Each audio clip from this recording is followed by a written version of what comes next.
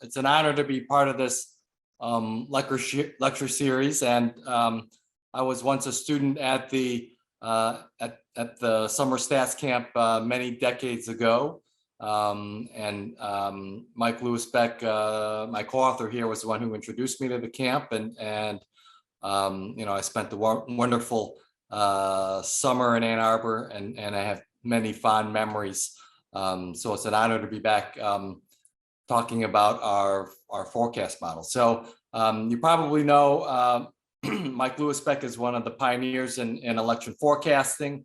And so I've been doing forecasts with Mike since I think it was the 1996 presidential election. And then we've been doing congressional forecasts as well. And so tonight we're going to be talking about our congressional forecasts for the 2022 midterms. And so the title of our talk, Forecasting Congressional Midterms, Long Lead, Strong Theory, and No Polls. Mike, I'm going to hand these over to you now. Okay, yeah, thanks, Charles. And it's really great to be here with Charles and with all of you and Mike. This is just an exciting thing. It's you out there are so fortunate to be at the summer program. It's the best training institution of its kind in the world. And I'm happy to be part of it. The last time I was here was with my son when we were launching the second edition of Applied Regression. So it's nice to be back. Also, Charles mentioned the first time we did a forecast together was the 96. And that was probably the closest, that was our best ever. And we rolled out that winning forecast in the presence of Mary Sue Coleman, who was the president of the University of Iowa at that time. That was an exciting moment for us. I'm just going to mention a few things about the forecasting field before we get into the nitty-gritty of the midterms. Forecasting, when I started, and that was around early 1980, early 80s, things started to get rolling in forecasting, but it was a hard row to hoe. The first paper I submitted to a journal on forecasting was, the editor just gave it back to me. He said, "This is a joke." And so unlike economics, the whole field of forecasting elections was not respectable. Now it's quite respectable and it's a growth industry. There are various approaches. The one you probably most know about is vote intention polls. And those are the most popular approach, but the approach that we use and many political scientists use is sometimes called structural modeling, which is usually a model that's got political economic variables in it, and uses a regression equation to predict a result well in advance. So there's the vote intention polls, the structural equation models, and then also at Iowa, the Iowa electronic market is a political stock market, which is a lesser known but quite valuable approach to forecasting. Then I should mention, in addition to, as you see on the screen here, the notion of synthetic models, which is kind of combining these structural models with some polling data. There's a new thing that Charles and I and Mary Stegmeyer have been trumpeting for some time, which is citizen forecasting. And that's uses polling data, but in a very different way from vote intention data. And we are having a lot of fun with citizen forecasting. We did this on with the French election just recently, and we nailed that result. So we're quite pleased about that. Some of you may have questions about these kinds of forecasts. Please feel free to put those in the chat and we'll answer them. So now, what you've all been waiting for, we're going to unveil our midterm forecasts. Is this, Charles, you want me to do this slide too? Yeah, that's right. Okay. So we're going to give you a structural equation model, a structural model, which uses the fundamentals, most commonly key political variable, key economic variable in a regression equation which has lead time. Now, a key thing about forecasting is that it has to take place before the event. Political scientists are great at explaining stuff after it happens. We try to explain it before it happens. This is a lot harder. I've lost a lot of co-authors. Charles is still with me. So lead time is essential. And basically, the farther the lead time, the farther away you are, the more valuable it is. The other thing, of course, is accuracy. The more accurate you are, the better. And somewhat surprisingly, accuracy does not necessarily increase the closer you get to the election. The other thing that's important is transparency. We want the public and the people who read our research papers to know what we did so they can replicate it. The other thing is criteria is parsimony. We believe in parsimonious models. So these four pillars really frame our approach and many other forecasters' approach to the enterprise. So what sets structural forecasting models apart is the theory component. Our models are based on theory from political science, why people vote the way they do. And one valuable thing about that is that we will learn something regardless of whether we're right or wrong. We hope we're right, but sometimes we're not. Okay. Now, Right. So Charles is rolling now. yeah, so this is just setting up the foundation for the 2022 forecast, and right, what we really want to be in terms of accurate for congressional forecasts is party control of the House and then also of the Senate. So, just looking at the basic numbers for 2022, Democrats hold 220 seats in the House, as you know. There are actually 4 open seats, and then Republicans control 211 seats. So for the Republicans to win control of the House, Democrats have to lose 3 seats in the 2022 election. And then for the Senate, as you all know, it's essentially a 50-50 tie. 50 Republicans, 48 Democrats, and 2 independents who then caucus with the Democrats. And so for the Republicans to gain control, they have to win 1 seat. And this is kind of a preview of what our model is forecasting. So it's forecasting a 44-seat loss for the Democrats in the House and a 5-seat loss in the Senate. And we'll get to the particulars of how we get to those numbers in the next couple of slides.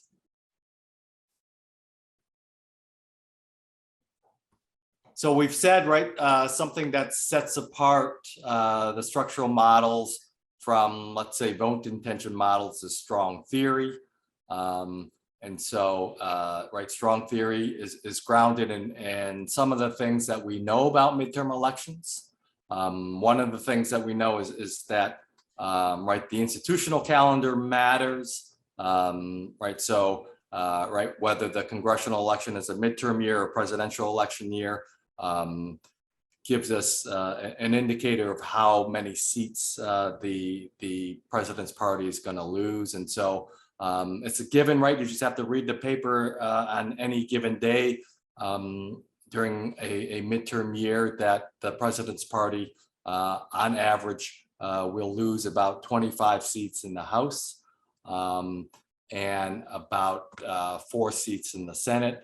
And so only 3 times since the Civil War has the president's party actually picked up seats in the House midterms. And the president's party has only gained Senate seats in 6 midterm elections since the 17th Amendment was passed in 1912.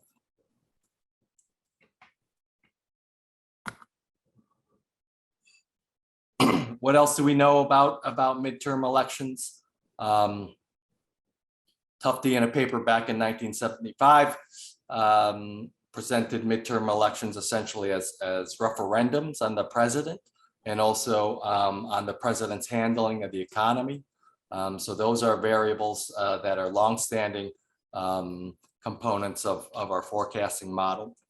And then for Senate elections, the number of seats that the president's party is defending has also played a role in forecasting outcomes. And so this just gives you a visual of what midterm elections have looked like on the House side back to 1950. And you can see since 1950, there's only been 2 elections in which the president's party picked up seats, one being 1998 when Bill Clinton was president, and the other 2002. So 2 midterms in a row there, 2002 when George Bush was president. And so in both of those years, you had extremely popular presidents.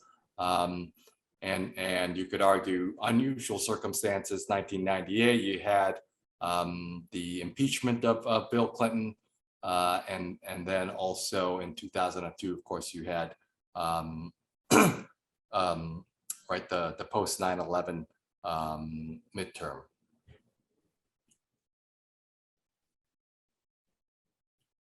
So what we know about midterms, right, we said is that the calendar matters. So whether it's a midterm year or not, presidential approval, right, is also something that's consistently been an important factor in forecasting midterm elections. And here you can see that this magic number of 50%. So when the president's approval ratings are above 50%, there's a chance then that right, the president's party will pick up seats. So being above 50% in a June approval rating is a necessary condition, but not a sufficient condition for winning seats. So you can see there on the right-hand column there that there are plenty of years where the approval rating was above 50%, but the president party still ended up losing seats.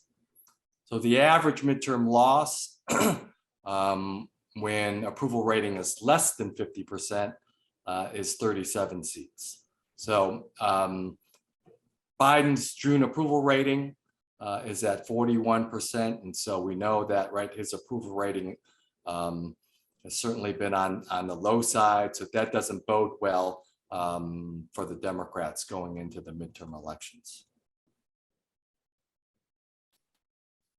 The other thing that we know about midterms, right, what we said was that the economy matters. And you know, there's many economic indicators, right? And so it seems like today, right, you're getting economic indicators that are telling different stories. And we've actually, in previous years, we've tested a bunch of different economic indicators. We've looked at GDP growth, right? We've looked at personal disposable income as predictors of midterm elections. We've looked at labor productivity, and some of these variables have mattered and others haven't. We've also looked at unemployment, trade balance, savings rate, earnings, stock market performance, and these economic indicators haven't been significant in forecasting House and Senate election outcomes. But consistently, right, throughout the years that we've been doing this, disposable personal income is something that has consistently been a significant predictor in forecasting House and Senate elections. And so disposable personal income, what we do is we look at the change in disposable personal income over the first 6 months of the election year. And so right now, right, the second quarter numbers will be released in a couple of days. And so what we have now is just a preliminary forecast based on the first quarter change, which showed that, right, change in disposable personal income was negative. There was a 2% decline in disposable personal income over the first quarter of 2022. And when this number is less than 1%, you tend to get larger losses. So the average midterm loss when disposable personal income is less than 1% has been a loss of 33 seats for the president's party. And if this number gets above 1%, the president's party is able to right, hold back those losses slightly.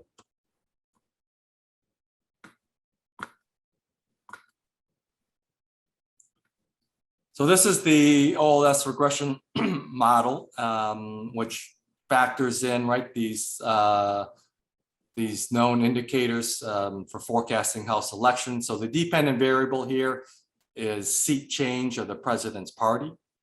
And the three independent variables that we have in this model, right, is the president's approval rating, Gallup approval rating measured in June of the election year, the disposable income number that we just mentioned, and then a dummy variable for whether it's a midterm year or not. And you can see that, right, all three of the independent variables are significant at the 0.05 level, one tail. And then what we do, right, for forecasting then the 2022 election is we plug in the president's approval rating, which is 41%, as I mentioned, and then change in disposable income is negative 2.01. We'll get a final number on that in a couple of days, and then a 1 for the midterm. So once you plug in all those numbers, we're forecasting a 44 seat loss for the Democrats. So not a good midterm year for the Democrats on the House side. Senate elections are a little harder to forecast.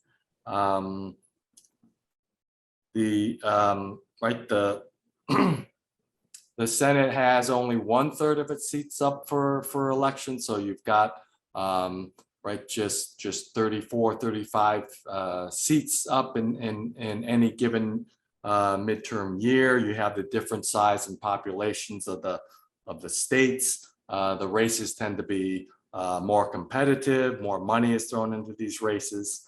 And you can see here, right, in midterms since 1950, you can see that right, the president's party has actually picked up seats in 5 of these years. So approval ratings is also an important predictor for Senate election outcomes. And again, we look at this magic number of 50% approval rating or higher. And when the president is able to right, keep his approval rating above 50%, losses on average are 2 seats. And then when the approval rating is less than 50%, average loss for the president's party then is 5 seats. So Biden's situation, Democrat situation, with his 41% approval rating, again, doesn't bode well for Democrats. Here also a table looking at change in disposable personal income. Again, right, when it's above 1%, there's a better chance of picking up seats, of gaining seats. And then when it's less than 1%, only once in the last 6 years has the president's party picked up seats, which is in 1982. So the average loss of Senate seats for the president's party has been 5 when right, change in disposable income is greater than 1%, and the average loss is -3 when that's been less than 1%. The other thing that we look at that's an important indicator for Senate election outcomes is the number of seats being defended by the president's party. And so this year, right, the Democrats are advantaged in this aspect as the Democrats are defending 14 seats and the Republicans are defending 21 seats. And actually the Democrats are not defending any seats in states won by Trump, and then Republicans are actually defending a couple of seats won by Biden, so in Pennsylvania and Wisconsin. And so right, in years in which the president's party was defending fewer than 15 seats, you can see right? In 3 of those 4 years, they've actually picked up seats, and they lost the seat in 1954 when they were defending 13 seats. So putting this all together again in a regression model for the Senate forecast. In this model, right, we have the same 3 independent variables that we had in the House model, and then we added a number of seats being defended by the president's party as well. And you can see here the results, right, are again showing all of the independent variables are strongly significant. And then when you plug in the independent variable numbers for 2022, you get a forecasted 5-seat loss for the Democratic Party. Mike, I'm turning it back to you now. Okay, thanks, Charles. Okay, I want to make some concluding remarks and some takeaways. This political economy model for congressional forecasting, we believe that it's going to hold up. It's worked in recent elections, midterms, and we think it's going to work this time. Political economy forecasts are based on strong theory that one is that elections are referenda on the incumbent party, and that the economy matters a lot. What we see with the economic data is that the economy, we're in negative territory for income. But one reason we use income is because traditionally this has been the variable in congressional forecasting. Income is often used. It's unlike other races, but there's a historic tradition for using income, and that's why we're using it, which is also highly correlated with GDP, by the way. The other factor of how the president's doing on other issues is tapped by presidential approval. And these 2 fundamentals show the Democrats look to be in a sorry state. And that's what the numbers, coupled with the historic, there aren't very many iron laws in politics. But one iron law, or almost an iron law in elections, is that the party in the White House will lose seats. So we register a 44-seat loss for the Democrats in the House and a 5-seat loss in the Senate. Those are big negative numbers. What do we learn from congressional election forecasting this time and in general? First off, the 3 things, and this applies to congressional races, but also in general to American elections, if not beyond. 3 things contribute substantially to accuracy. One is the lead time. What's the optimal point for making the forecast? You want it as close as possible, but not too close. If it's on the heels of the election, or if it's an exit poll, that's really a trivial finding in terms of forecasting. What gets better is if you're farther away and can, it's like playing darts. The farther away you are from the board and you can hit the bullseye, that's impressive. Some work that I've done on presidential races in the US is that really the optimal lead time is about 3 months. For example, with Hillary Clinton's race, that was more accurately predicted 3 months before rather than right on the heels of the election. So one point here is that strong theory will outperform data-driven searches of vote intention polling data. And this is something that the data journalists do all the time. We are saying that's not the way to go for lots of reasons, one of which is accuracy, and another one is theory building. Vote intention polls can be quite inaccurate. I've got a paper with Natalie Jackson on the 2020 presidential vote, and it's huge inaccuracies. So empirically, this model that we've used for the congressional races is parsimonious and has performed well in ex ante before the fact midterm contests, including 2014 and 2018. And also one thing about 2018, people, that was a Trump year, and Trump and his people talked up the idea that there would be a Trump difference, that Trump was a miracle worker, and somehow he was going to escape the perils of a bad economy. Well, he didn't escape it. He was hit by that just like any other president who's overseeing a mediocre economy was hit. So those are some things that I hope you take away from this, and I hope that you answer or ask lots of questions. We've got some time for questions. And Charles, I mean, do you want to? We've got a little. Well, we've got a little wrinkle on this, but do we want to do that now? The expert thing, Charles, or we want to wait on that? Let's see what Mike thinks. We've got one slide that's kind of interesting, which we can save, or we can take the questions now. Whatever. Well, for the sake of fully informing the audience before their questions, why don't you show the extra slide and describe it? Okay. Okay. So one wrinkle that we've done with these congressional forecasts is taken, right, what we call expert qualitative judgments about the individual races into account, right? And so inside elections that Stu Rothenberg has been doing for many years has now been handed over to Nathan Gonzalez. Right, they go on the record like every couple of weeks, taking a close look at what's happening on the ground in the states and in each of the congressional districts.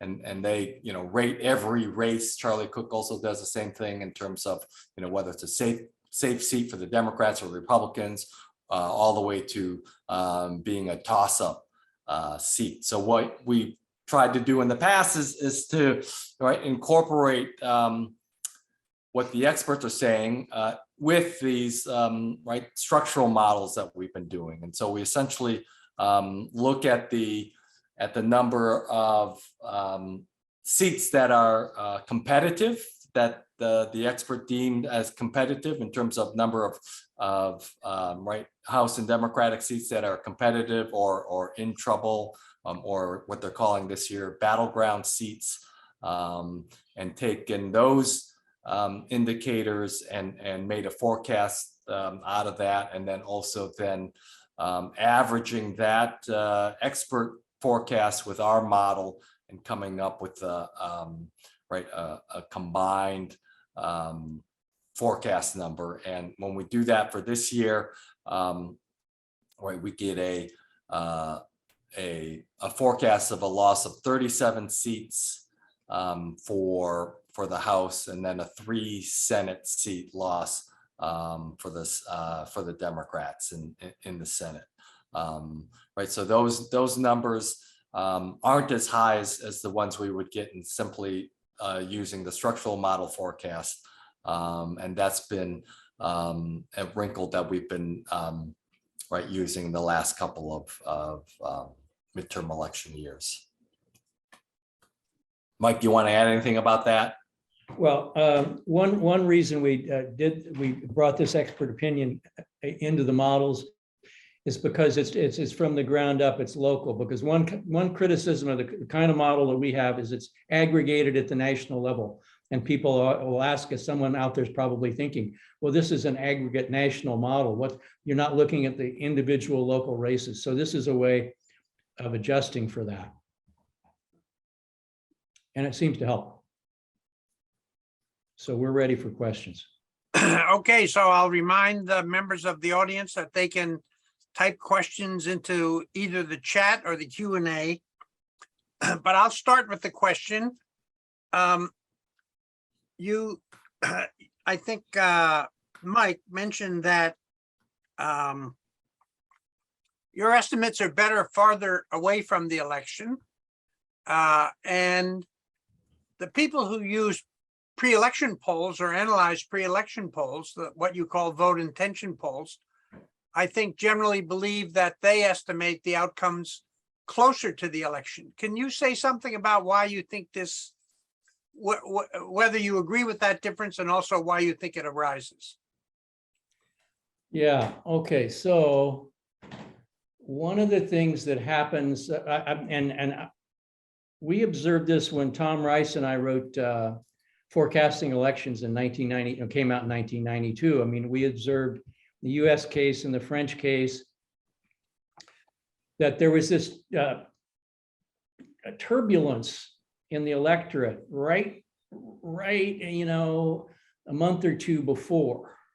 And what we think was going on is that voters were having second thoughts before they returned to their standing decision. Basically, the VOK idea that voters have a standing decision, and that's their home base. But you know, when they're in the home stretch and it's the last chance to think about it, sometimes they will flip to the other side. And this is often shows up, and it showed up with the Clinton in 2016, big time. It was the 3 months out was a much better forecast, much more accurate forecast.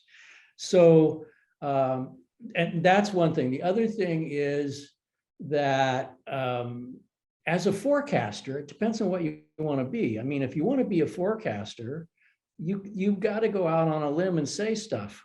And it's in some ways comforting to know that if you are at the optimal distance away from the target, you might be better off than the people who forecast the day before or on the day. One thing I wanted to add on this was that I'm currently doing work with the Michigan pre-election data, the ANES pre-election data, and using vote intentions, aggregate vote intentions, or you know, the intended vote question in ANES. Who do you intend to vote for? And using that as a forecast. And those questions are about, well, they're between 1 and 2 months before the election. And those are pretty accurate. On average, it's about a 2 point. They're off about 2 points. That's quite interesting. You know, so you can be, you know, that's, you know, and it's not as accurate as, anyway, I'll stop there. So there are a couple of questions in the Q&A. Should I read them? And then Mike, you can take a crack at it, or I can. Why don't you take one and then I'll Okay. take it. So the first one is from Mallory Rock. It says, how does your presidential model differ from your congressional model? And so, you know, our presidential model, we also have been kind of trying different things in some elections, and what we've discovered is that, right, coming back to a strong theoretical parsimonious model where, right, we limit the number of independent variables and we limit it to what we think is important, which is right, a referendum of right, how well the president is handling the economy, and how well, right, the president is handling all other matters, right? And so a core political economy model of right, simple presidential approval, and then right, economic indicator of GNP is what we've used in the presidential model, and that's something that we've, you know, looking back at a number of elections, right, going back, you know, what we call step ahead forecasting, where we go back and we forecast previous elections just with data up to that forecast year. That core model seems to do extremely well, and so we've tried also to use that philosophy, I think, in our congressional forecast, which is what you just saw today. So slightly different economic indicator, but right, similar theory, I think. Mike, you want to add anything to that? No, I think that's accurate, and it is a bit. It's not tidy that, well, when these forecasting models were born for idiosyncratic reasons, the notion of using personal disposable income took hold for the congressional models, and economic growth took hold for the presidential models. That's really idiosyncratic. They're highly correlated with each other. That's, you know, that's something worth noting. I don't have anything more to say about that right now. We could go to the next question. Yep. So the next question is from Michael Martinez. One way to think about structural forecast models is that they provide an estimate of the long-term forces going into the election. Looking at it that way, actual deviations from the predicted results is an estimate of the strength and direction of the net of short-term forces, for example, the campaign and the candidate quality. Would you interpret deviations from your prediction in that way? Nice to see you. Yeah, thanks, Mike. That's a good question. Well, okay. So this is an ongoing issue in the literature. Do campaigns matter? Does candidate quality matter? Forecasters are accused of ignoring these things in their models. One thing about the campaign, which gets lost sometimes, is that there's a ceteris paribus condition here, which the models tacitly assume that the candidates each are trying to win and they're each campaigning. It's like a tennis match. They're each trying to play their best game. So the campaign is really important as long as they play their best game, the pluses and minuses tend to cancel out. So it's not really that it's not there at all. If you want to know where it is, it's in the constant term.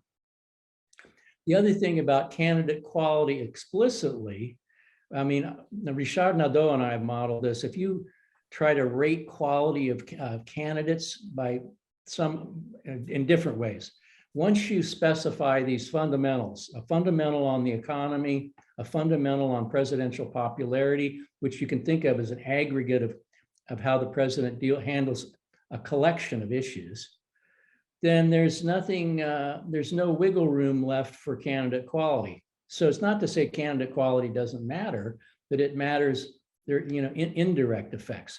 These models are all they're all single equation models. So indirect effects in a more complex simultaneous equation system are working all the time. So that's what I guess. Yeah, I would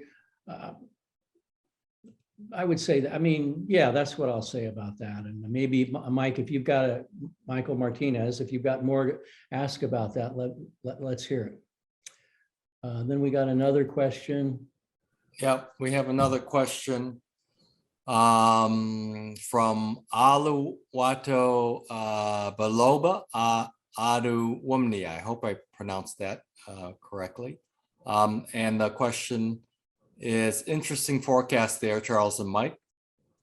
One thing I couldn't wrap my head around is if you adjusted for margin errors on the model. I mean, if one way is to apply the same model under Republican presidency with all its unique policy standpoints on employment, trade, etc., would one be sure to get the same results as this?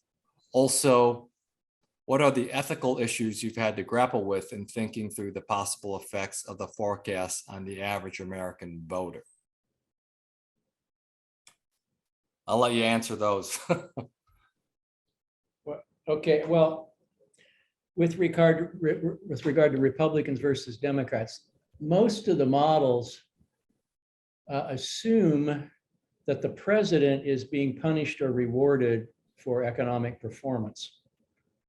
And that economic performance is basically considered a valence issue. I mean, people want a growth economy, for example. And if the president, regardless of whether they're Democrat or Republican, delivers that, they'll get rewarded. So I will say where these policy differences arise is if you talk about positional economic voting instead of valence economic voting. For example, the argument is that Democrats prefer low unemployment, Republicans prefer low inflation. So in terms of economic voting models, these party distinctions can make a difference. But in the forecasting models, these things tend to not matter. I will say one thing, that this is a bugbear, okay? People always are saying that voters can't see the economy. They say this all the time. But I mean, you know, well, I could cite a lot of papers you could read that show that's not, I mean, the data, the analysis that's abundant, and not only my work and Charles's work, show that voters will, at the end of the day, be able to assess the economy. And I don't mean that after you contrive a latent variable simultaneous equation model that no one understands. I mean, if you take the ANES data, the whole data set, congressional and presidential elections series, and you ask the people, the voters in these data sets, do you think the economy is better, the same, or worse? Okay, and you correlate the percentage who say it's better with the actual percentage of people who think with the actual GDP growth. What you see is every election of the congressional and presidential elections from 1948 to now, except one, when people see the national economy is better, GDP is growing above average. That means that's a simple fact. People on average can see through all this BS that's constantly being thrown out there. I could go on about that. And if you want to hear more, I'll be glad to tell you more. About the ethical issue, this comes up constantly. I will say this, those of you who are interested in being a forecaster, it's a lot of fun because it's exciting, because you put your money where your mouth is, and you go out on a limb and you risk looking great or looking bad. It is exciting. And sometimes it's too much pressure, because people will, they'll get mad at you. And I've gotten calls that they claimed I was responsible for electing Clinton or not electing Clinton, or, I mean, I don't have that kind of power. I mean, I would get nasty phone calls. So it's sometimes heated. The notion that also that the forecasts we make have influence on anybody. I don't think I've ever influenced anybody. I mean, including my friends and family. I really don't, think that they have an impact, partly because there are so many polls now, for example, that, you know, if you want, the polls say different things, it's hard for the average voter to sort out the polls and say which ones are better and which ones aren't. So this is a hypothesis. There's some papers on this. It's usually these things don't matter that much. I mean, not that they should or shouldn't. One thing that happens, I'll tell you about the ethics, is when you make a forecast, like if Charles and I are making a forecast now that the Democrats are going to get clobbered, does that mean we're Republicans? No, it doesn't mean we're Republicans. That's just the science of the model. This is a common problem people have. I mean, one time I predicted that a socialist would win in France, and they thought I was a socialist. I mean, it's not what our personal politics, which we have, and I'm not going to tell you what they are, but I mean, that's not what's,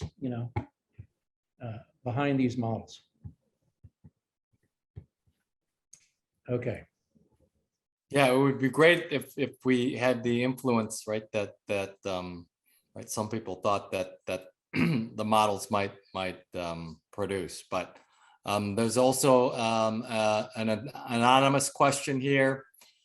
If you were consulting the party currently in power, so that would be the Democrats, I guess, and what metrics, policies, etc., do you think they should work on to best attenuate these forecast results? Mike Trudeau's got something to say about that too, so I think, right? Oh, good. Mike, you speak first. Well, I think the major factor in the model is something that the Democratic administration President Biden has very little to do with, which is the impact of inflation. And part of this, is a kind of a midterm issue, not in the midterm election sense, but I mean in the length of time. But it's also related to this unanticipated war in Ukraine and the impact on energy prices. So if you think about the power of a particular economic factor, and also add in that there's about 4 months until the election, there's very little that the Biden administration can do to offset the impact of these factors. What do you think? Well, right, the approval rating is something that can be moved. And so, right, a 10-point approval rating change improvement, right, might help the Democrats. I don't know if the president has ever changed, right, approval ratings by 10 points in that short of amount of time, short of some type of shock to the system, a war of some sort. It would have to be something like 9/11, right? Right, exactly.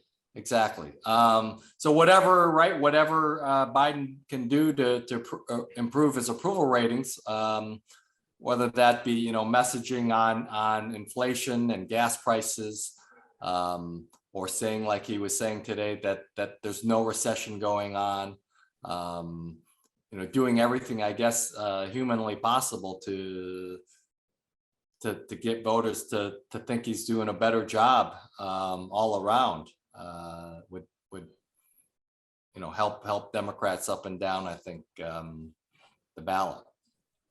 I mean, I think the fundamental issue is that in automobile-driven lifestyle and economy, and the frequency with which people go to fill up their tank, and the likely change in gasoline prices across the next 3 or 4 months, I think that's really the quandary in which the administration finds itself.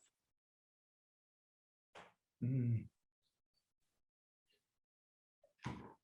There's a question hidden away in the chat, Charles. Let me find it.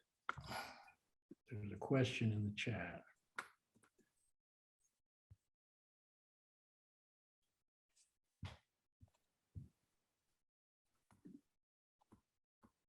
Well, I can't see that one. Okay, let me If read. you can see it, you go ahead and read it. Yeah. Let me read it. As an external check on the model predictions, do the pure polling approaches currently agree with the structural forecasts? I guess this would be the generic ballot model, right? Yeah. Right.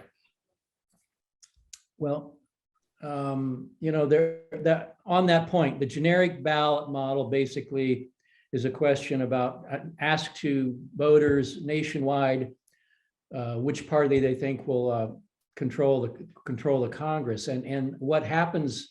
One thing that happens with the generic ballot model for congressional elections is that it's highly inflated, it's highly pro-Democrat, and that's one of the reasons I don't pay much attention to it. I mean, it's out there. I mean, Bob Erickson and Lee Siegelman used to do that, and Alan Abramowitz looks at it. I haven't. I haven't paid. I don't have the specific number right now for what it says. I know that our model, that our forecasts for other structural models, we're in the ballpark. I mean, this is not an unusual forecast. I mean, What I did see that Alan, I don't think his final numbers are in yet, but in the different scenarios that he was looking at, he was saying it wouldn't be a shellacking for the Democrats. And the shellacking, I think he said, was a 50-seat loss or more. So in that regard, I guess we're in the same ballpark, but the generic ballot is favoring Democrats right now, I think, by a few points. And so in that regard is probably not forecasting as big of a loss that our structural model is forecasting, but probably more on par with our structural experts model forecast. Yeah. Yeah. I mean, one thing I want to mention here is that every year there are more and more people trying to forecast, and particularly in the media. And this is also increasing, the forecasting is increasing in political science. And I'm a political scientist, we're political scientists, and we're different from people in journalism. We're trained differently, and we're trained in science. And that is different from being a reporter. It's not that reporters are anti-science or pro-science, but they're not trained as scientists. And I am making a case that if you really want to understand forecasting and do a good job, you're more likely to do it if you're trained in the science and acquire the scientific tools, well, that you're learning right now in the summer program. And the notion that you can get a computer package and run stuff is just pie in the sky. And there is this, I have to say, it's like, it's a carnival atmosphere, we'll get some computer packages and some numbers and we'll play around. I mean, this is what first-year graduate students do this all the time. But what you learn is that at the end of the day, mucking about in the data is highly biased. And furthermore, it's not transparent. Where do your numbers come from? I mean, ask yourself there, when you read the newspaper or you read about your favorite forecaster, how are they getting those numbers? What are their demonstrations? I'll tell you, Drew Linzer, the political science, he was a professor at Emory, and he's now the head of one of the leading polling firms. When he puts stuff out in his website, it's totally transparent. He tells you exactly what his models are and his measures are. That's the way it should be done in my book, but it's not usually. Well, So- let me ask you to a variation on this, because if you open up the newspaper or you watch any kind of televised presentation that has political content, there's a couple of central themes. One of them is what will be the impact of Donald Trump declaring early in the historical sense on the outcome of the midterms. And a different but related thread in the news is the impact of the Dobbs decision on stimulating turnout. This is the kind of, this is the typical kind of journalistic portrayal of current events and making some assessment of their impact. But can you say a little more about, first of all, why you can exclude that from your models, and also how this illustrates the difference between journalists and political scientists and forecasters? Well, there's a big difference between what you say over coffee and what you put in print, at least for political scientists. I mean, people say stuff all the time about what's all these counterfactuals. Okay, counterfactuals are a real bugbear right now. Everybody is running up the counterfactual flag. Well, no, counterfactual means something is not fact. And so right away, that's a problem, right? And sometimes it's interesting to say, well, what if X, so the independent variable is X, and it's never been 100.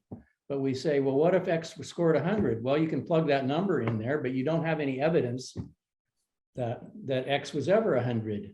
So this is quite boring, but it's important. I mean, if someone makes a claim that X causes Y, then they have to really think hard about what is X, how do you measure it? How many times have you observed that? When X changes, how many times did you see Y change? These are hard things. I mean, like, what the question, what if Trump, well, it could be, what if Trump does whatever, all these things. Who knows?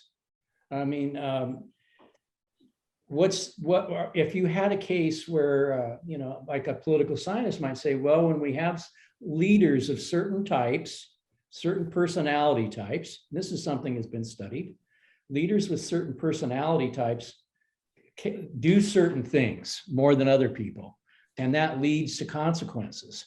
So that is you're developing a social science theory of something. Journalists don't, you know, they don't have a lot of time for social science theory. They got to get the paper out.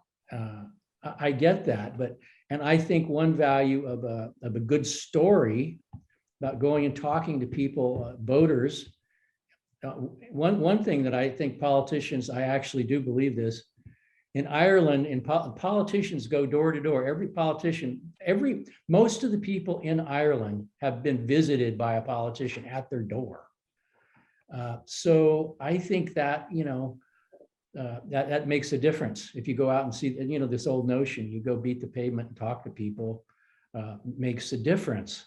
But there's, I say that not only, that's not my personal opinion, there's tons of evidence on that question. So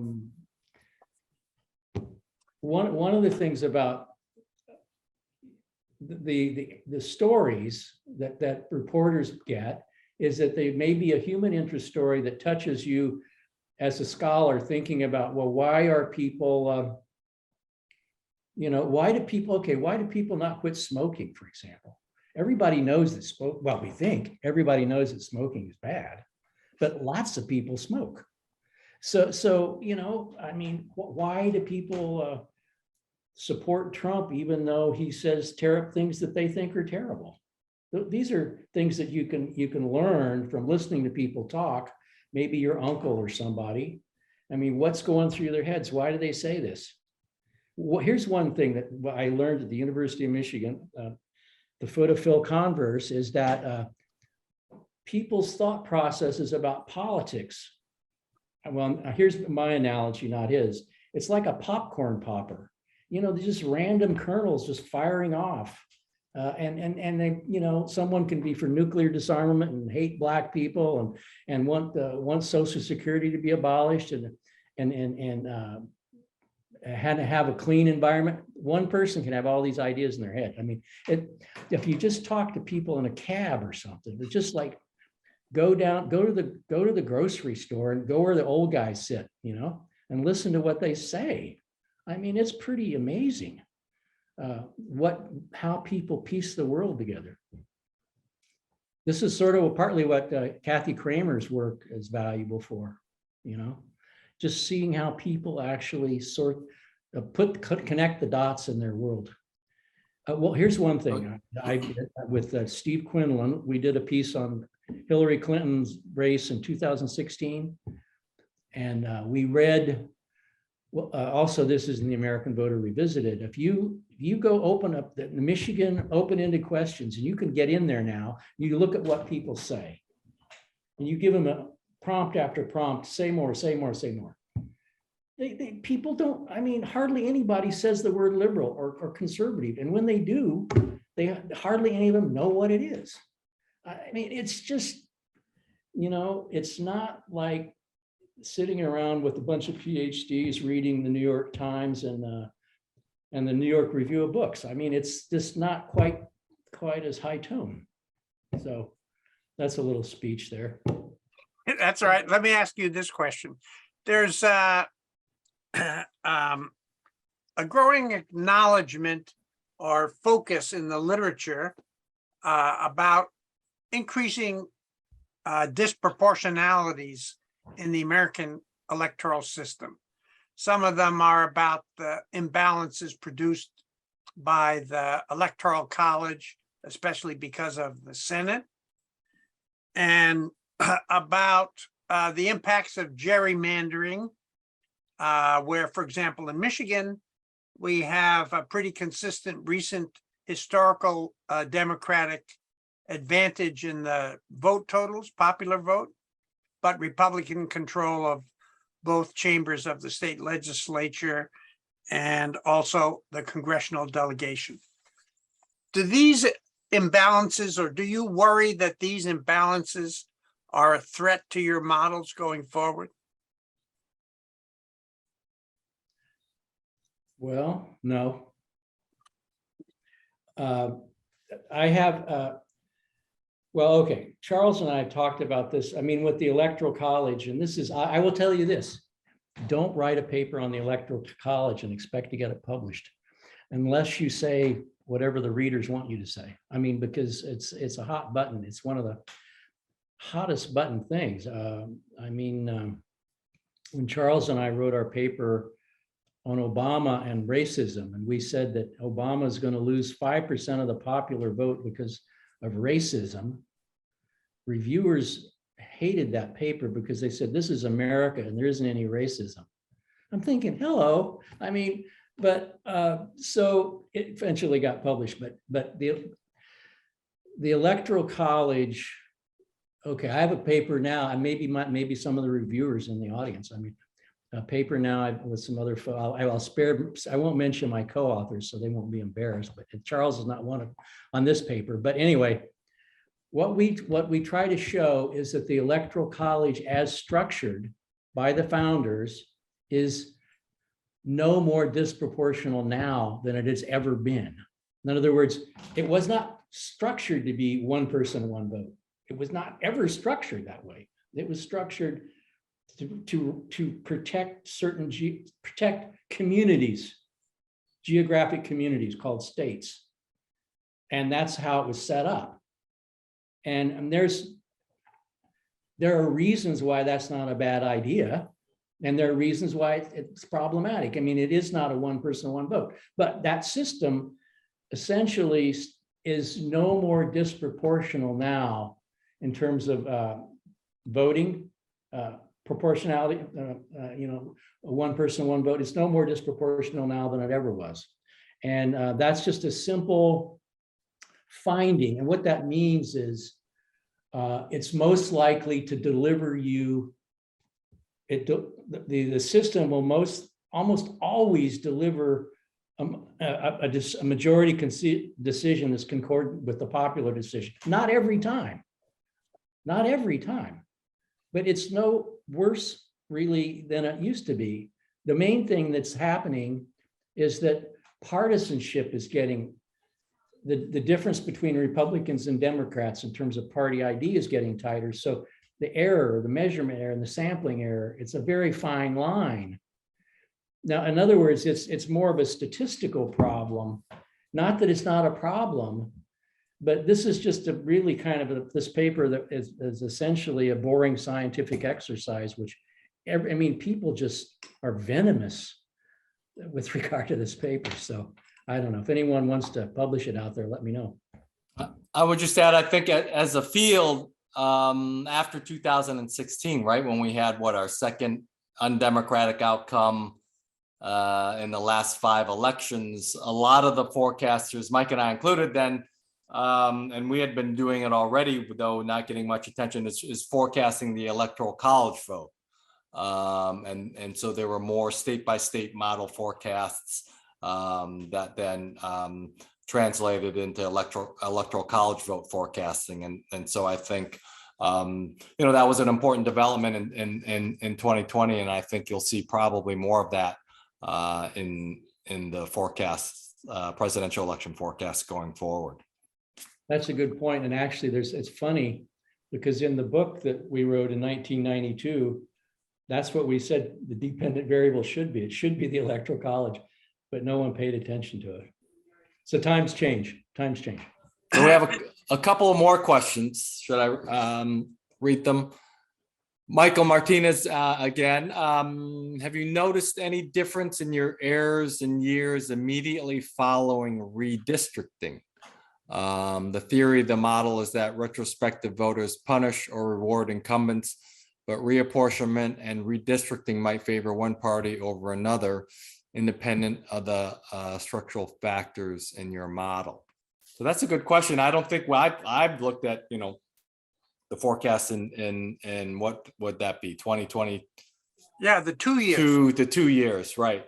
And noticed any patterns in accuracy. But that would be something to look at, I think. Right. Yeah, one thing also, and Charles and I talked about this, there's some self-fulfilling prophecy stuff in that if you start fine tuning where you campaign, you can create disproportionalities. I mean, you remember when Hillary thought she shouldn't go to Wisconsin? I mean, that kind of talk. I mean, 20 years ago, or Harry Truman would have gone to Wisconsin, you know? I mean, people don't, I mean, it's about listening to campaign advisors, the notion that there are margins that can be changed. And of course, these people, I mean, the campaign advisors, they think they, you know, they're very seldom think they're wrong. I mean, one of the things we learn as political scientists is that we might be wrong. I mean, we try not to be wrong, but we usually work in the world of hypotheses. But you know, campaign advisors that tell the politicians, do this, do that on the basis of what evidence, you know, sometimes it's good and sometimes it's not. I mean, yeah. So we have a question also from John Fox, Mike and Charles, and hi, Mike. Hi, John. Two questions. One, can you address the statistical uncertainty in your forecasts? And two, are your data available? Thanks, John. So I was looking at, Mike, I was looking at the, I guess, right, the percentage of times that we forecast the party control right outcome correctly in both of these models, and it was surprisingly the same for both the House and the Senate models, and that right was 88% of the time. So going back, right, back to, like, I think it was 1970, you know, we accurately or correctly forecast the correct party to control both the House and the Senate 88% of the time. Right. And then the data for our both our presidential House and Senate forecasts are available at the Harvard data archives. That doesn't include the numbers for 2020, but up to then, you can find the data there. Yeah, and on this is a really great topic. John, I'm glad you raised this, and I hope you're well. And so uncertainty, and one of the things at the end of the day, when you just present a regression model and you got the standard errors and this, and it looks, because you know, this is a product of a lot of planting and reseeding and testing and fitting, which is theory driven, but their choices made over and over. There's a lot more uncertainty in the world than is evident in the R squared, let's say. So that needs to be taken into account. And there are also different ways of talking about uncertainty. One of the things that people do with these smaller end models is that they will look at the data they have and forecast ex ante within the data set, forecast ex ante by some jackknife technique where you throw the case out and forecast it, and that's better than nothing. But and say, well, you know, we did a out of sample forecast for each observation and we got, let's say, 83% right. That's useful information. That's not the same as John and, you know, most of you know, I mean, that's different. That's an empirically derived certainty measure. It's not the same as a standard error or a root mean squared error in a regression equation.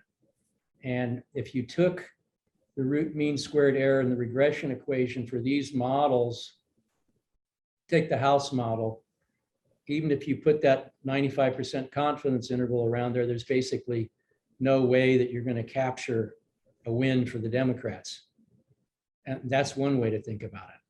Another way to think about this, and this is, okay, people say, because you have a small sample, like you have 30 elections or something, you don't have enough, you got a small n problem. And so, well, it's the most egregious in the presidential case. But take the presidential elections, you've got even a smaller n. So they say, instead of, you don't have enough elections, so we have to start looking at vote intention and lots of surveys. There's a fundamental epistemological flaw there, because an election is a thing, it's a real thing. A vote intention is an estimate of an election. It's not real. I mean, so there's a, it's forever flawed in that sense. It will never, a vote intention question will never be an election. So I would argue that it's better to use 18 real elections than 1,800 surveys that are not about, that are not connected to an election. Those are some thoughts. I think there's a, yeah, go ahead. There's a clarifying question. Okay, yeah, clarification. Each forecast is for a specific number of seats lost. What is the standard error of the forecast? 18. And then can you post the URL for the data? You can stick that in the chat if you have it handy. It would take me a few minutes of digging to find it, but Let me suggest this. If you find it at your convenience, add it as the last slide in the deck and send us a new deck, Charles. All right. Okay, sure. Yeah. So let me ask you a question. We're getting near the end here, but we have a lot of people in the audience who are not political scientists. Say something about what a wave election is, and do you think of this 2022 as a wave election coming up?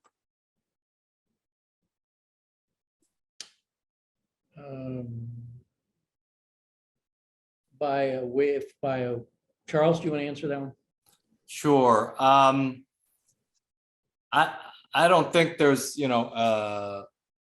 a set definition for what a wave election is, but what I think of a wave election is an overwhelming, right?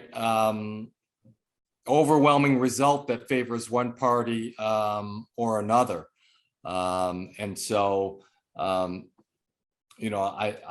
guess it would be across a number of different institutions as well, right? And so it would include, right, I guess in 2022, it would include, right, if it were to be a wave election for Republicans, right, major gains, in the House, and maybe just taking over control of the House and the Senate, and then winning a large number of gubernatorial elections, and then maybe winning some control of some House and Senate Senates at the state level, and so a wave election is something that I think of when across across a large number of different elections, you see one party doing much better than the other. Is 2022 gonna be that? I think based on our forecast, at least, there's a stronger possibility that right, the House will see a large number of Republicans winning, but in the Senate less so. And so when you look at the number of Senate seats that are up for Democrats and Republicans, you kind of see a slight favor for the Democrats there. So I don't see, right, Republicans winning, say, like 10 Senate seats and 60 House seats. I don't think we're in that type of environment. And so, I based on what our models are saying, yes, Republicans are going to do well, but they're not going to do, I think, that well. I guess they did so well in 2010 at the state level. It's difficult to imagine significant additional pickups in the gubernatorial contests and also in the control of state legislatures, but we'll learn more about this in November. So I want to thank Mike and Charles for this very interesting presentation. And one of the things that's interesting about forecasting is now we have a set of targets, and we wait to see the outcome of the actual election to evaluate the quality of the forecasts themselves. Thank you very much for the presentation, and stimulated a lot of interesting questions from the audience. Thanks for your attentiveness to those as well. Thank you very much for having us. Thanks a lot. It was a lot of fun. Write if you want. Okay, Thank you. thanks.